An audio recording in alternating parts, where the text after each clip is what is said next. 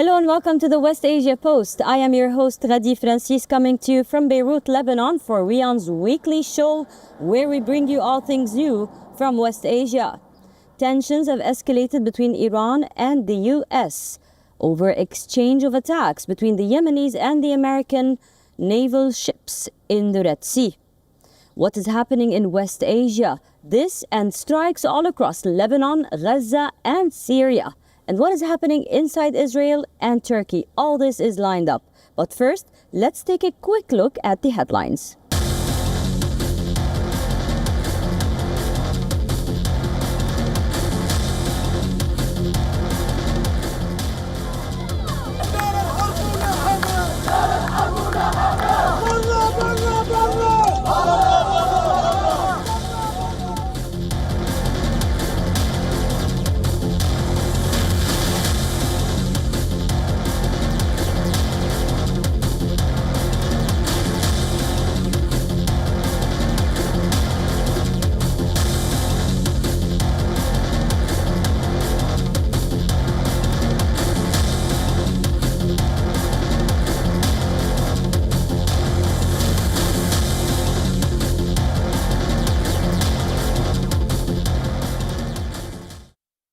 Yemen.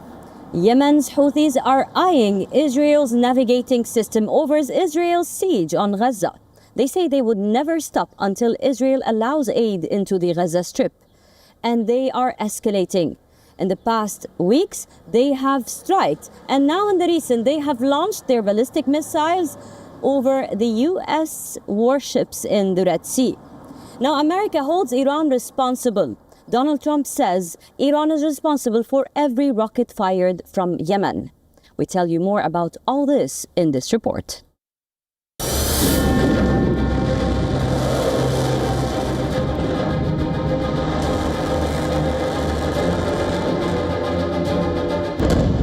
Yemen's Houthi group has increased the intensity of its strikes, sending a clear message that its missile barrage won't stop until Israel lifts its siege of the Gaza Strip.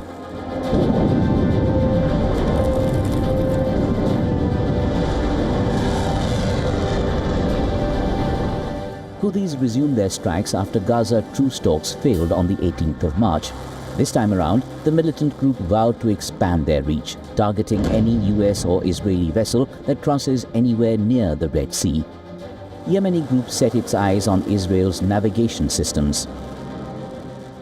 The operations of the armed forces in support of Gaza will not stop, no matter how long the American aggression continues.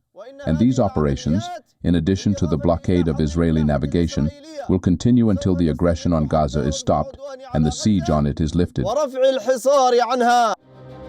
In the past 1 week, the Houthis have struck Israel at least 7 times, and the majority of its strikes are centered around the heart of Israel, Tel Aviv, and Israel's international Ben Gurion airport. US President Donald Trump held Iran responsible for the relentless strikes on its vessels in the Red Sea and vowed to eliminate the Yemeni group. Sending a warning signal to Iran, US has reportedly deployed a squadron of US B-2 Spirit stealth bombers to the Indian Ocean's Diego Garcia Island.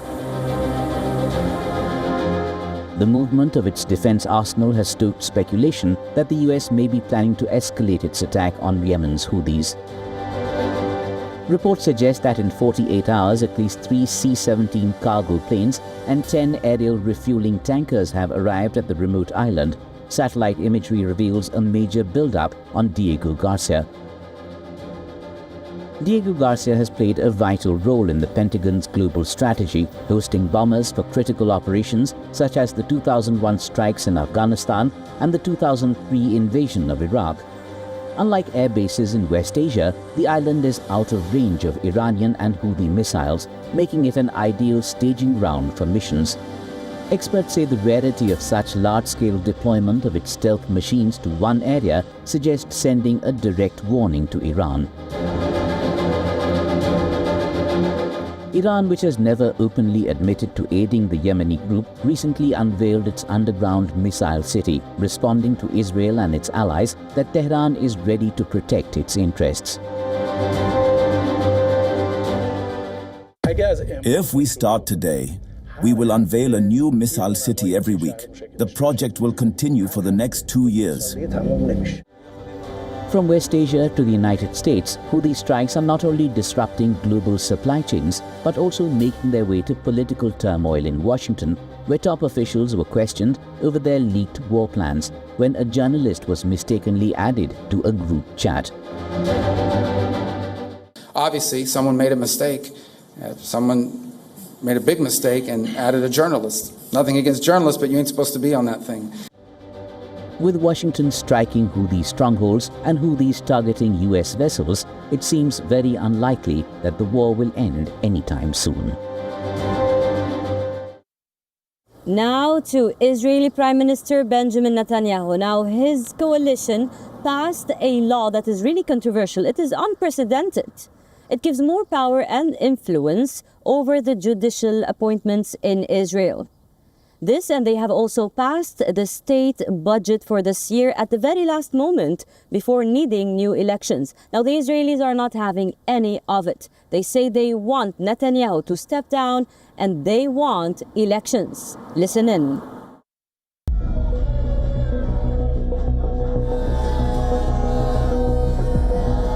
Israel is in the grip of massive protests. Public anger against the government peaked as Israel's parliament on Thursday passed a key part of Netanyahu's plan to overhaul the judiciary.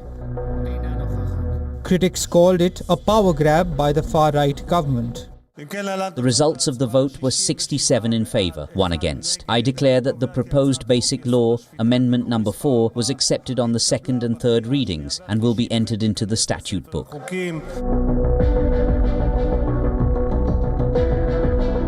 The overhaul proposal sparked mass demonstrations in 2023, leaving the country deeply divided before the Hamas's October 7th attack that year. Netanyahu's detractors warned the multi-pronged package could pave the way for authoritarian rule. They argue that the Prime Minister can quash any possible convictions against him in his ongoing corruption trial. So I'm very worried about recent bills, and it will bring a dictatorship in every sense of the word. It's very sad this is the situation. The law passed on Thursday gives the government a larger role in appointing judges. It will give 2 of the 9 seats on the Judicial Selection Committee to lawyers chosen by the government and the opposition. These seats are currently held by the Israeli Bar Association. The political appointees would have the power to veto nominations to the Supreme Court and lower courts. The revival of the plans in recent weeks has added fuel to protests over Netanyahu's handling of the Gaza hostage crisis. Israelis held banners of Israel's Prime Minister, calling him Crime Minister. I came to show the world that there are some Jews and Israelis that are ashamed to be Jews and Israeli in these days, and to show the world that the government is the main enemy of Israel, not the Hamas, not the Palestinians, the government. Apart from the bills and the resumption of war, Israel's Prime Minister is looking to replace Shin Bet chief Ronen Bar, citing his lack of trust in him. Netanyahu has also moved to oust Attorney General Gali Baharav Miara, accusing her of obstructing the government's agenda. The move to oust the top officials comes at a time when Israel's internal security agency Shin Bet is investigating Qatari links to Netanyahu's aides and office. Israel's opposition leaders, including former member of War Cabinet Benny Gantz, have warned that Israel is heading in a dangerous direction and have also accused Israel's Prime Minister of blocking an internal inquiry over the October 7th failure. Now let's go to another troubled part of West Asia, Turkey. In Turkey, thousands have been protesting unrelentingly and continuously in the streets from Istanbul to other cities. Now Recep Tayyip Erdogan says that they are affecting the economy. But the protesters are saying they want judicial inquiry over the arrest of Istanbul's mayor. We tell you more about how it is in Turkey right now in this report.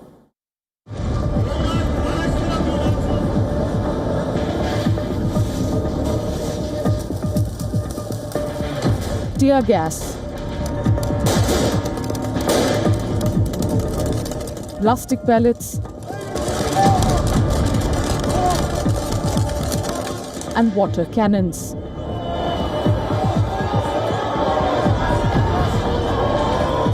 Turkish police are using them all in a vain attempt to break the country's largest anti-government protest. Bu vahim tablo karşısında We will not get worked up by these dire statements and get riled up over these provocations. We will not allow the alliance of 85 million to be harmed. halal gelmesine kesinlikle izin vermeyeceğiz. Demonstrations flared last week after Istanbul's mayor Ekrem İmamoğlu, a key rival to the president, was arrested. İmamoğlu was jailed on corruption charges and also accused of having links to terrorists. While the government defends the arrest, critics say the evidence is based on secret witnesses and lacks credibility. Soruşturma kapsamında From the moment the detention proceedings began, some circles in the public, without knowing the content of the inquiry, without seeing the allegations and defenses, without being aware of the details of the files, without having any information about the evidence, have tried to put pressure on the investigating authority and try to portray the judicial investigation as something conducted for political purposes. In this context, they have made unjust, unlawful, baseless and disrespectful accusations against our president regarding this investigation. Haksız, hukuksuz, mesnetsiz ve saygı sınırlarını aşan ithamlarda bulunmuşlardır. Turkey's Interior Ministry says nearly 1,900 protesters have been arrested over 8 days across the country. Pro-opposition broadcasters reported on the student demonstrations who tried to march to read a statement near the gates of the YJE Middle East Technical University. Following the coverage, Turkey's broadcasting watchdog announced a 10-day ban on opposition TV channel Sözcü. I think there is no justice right now. I say there is no justice in law. If there was, journalists, mayors would not be in jail right now. All of them are in Silivri prison. They are all there.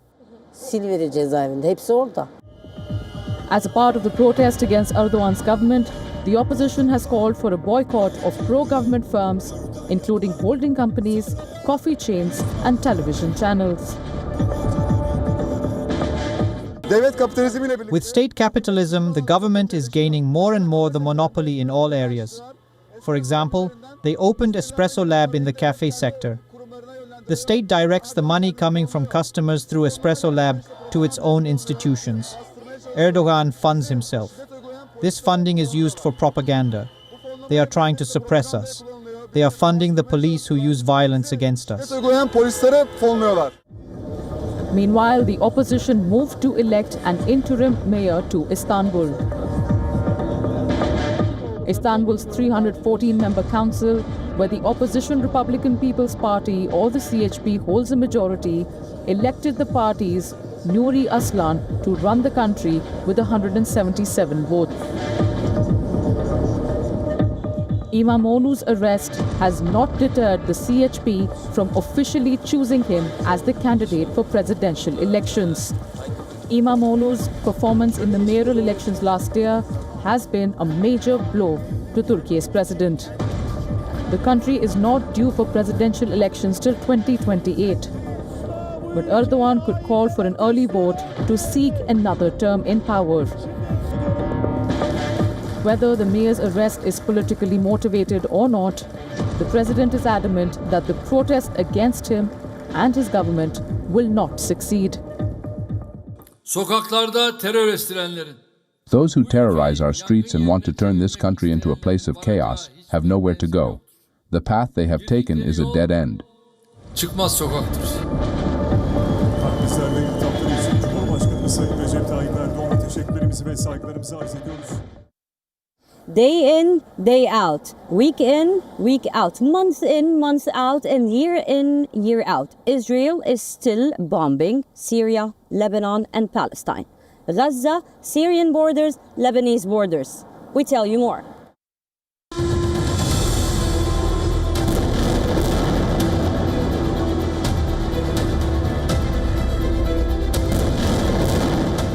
Israel has not only resumed the war in Gaza, but its troops are fighting parallel wars with Syria and Lebanon.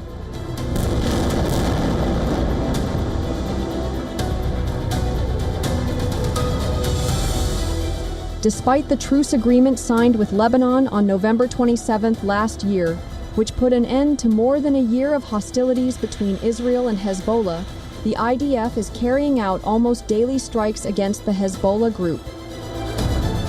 On Saturday, Israel said it intercepted rockets launched from Lebanon towards the northern Israeli town of Metula.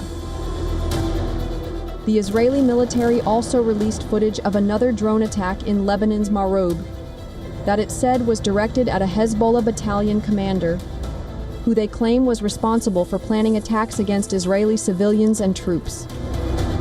The next day, Lebanon accused Israel of escalating attacks under various pretexts, with the army condemning the continued deployment of Israeli troops within Lebanon as a blatant violation of UN Resolution 1701 and the ceasefire agreement.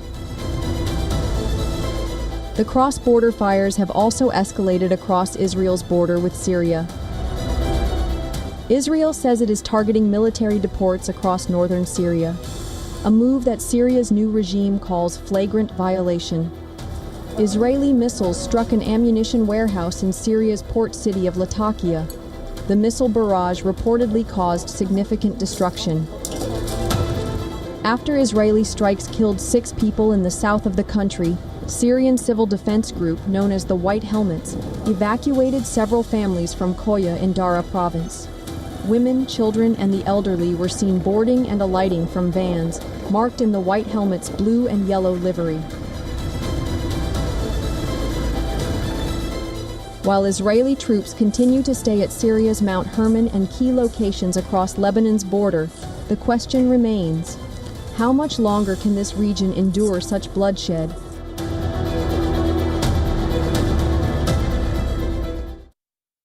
Palestinian Oscar-winning filmmaker Hamdan Bilal has been lynched by Israeli settlers. The No Other Land director says the plan all along was to kill him. Take a look.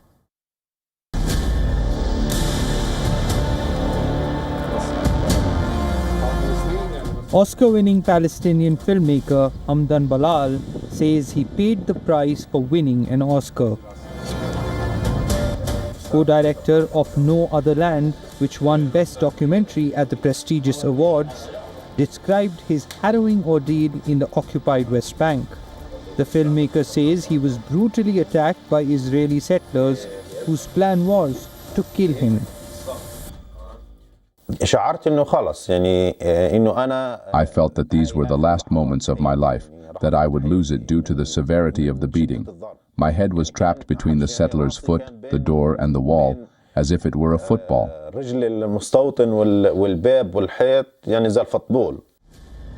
Yuval Abraham, who co-directed the documentary, criticized the US Academy for its silence over the issue. Israeli police released Bilal on Tuesday after detaining him the day before allegedly hurling rocks, following what activists described as an attack by settlers in the Israeli-occupied West Bank.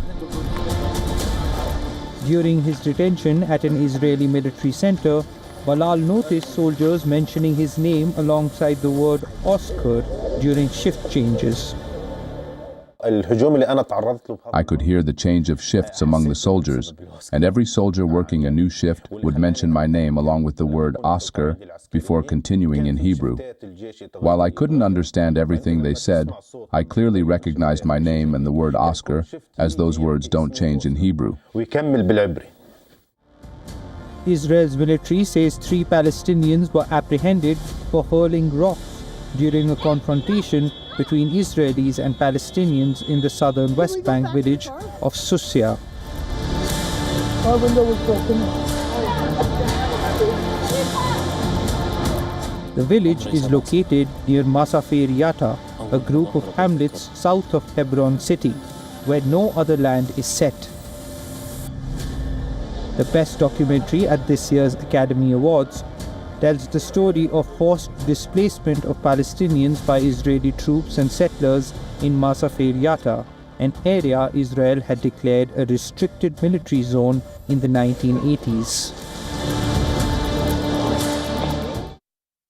Iran is weighing in on Donald Trump's offer for a new round of talks over the nuclear deal. But diplomacy may have another chapter soon after Iran's men's football team secured a spot in the 2026 World Cup. Listen in.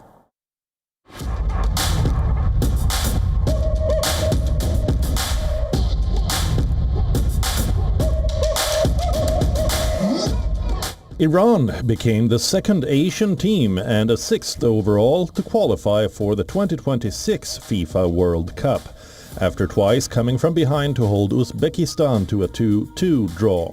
Team Melli will now share the stage with the world's best for a fourth straight World Cup and their seventh overall.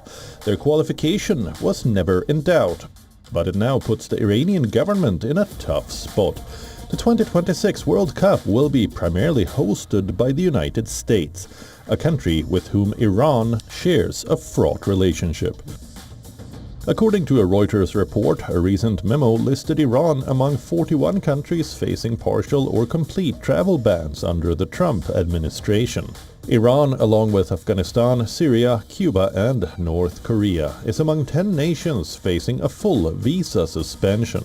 The memo was issued after a January 20 executive order calling for increased vetting of foreign nationals from security threat countries, a list Iran is expected to be on.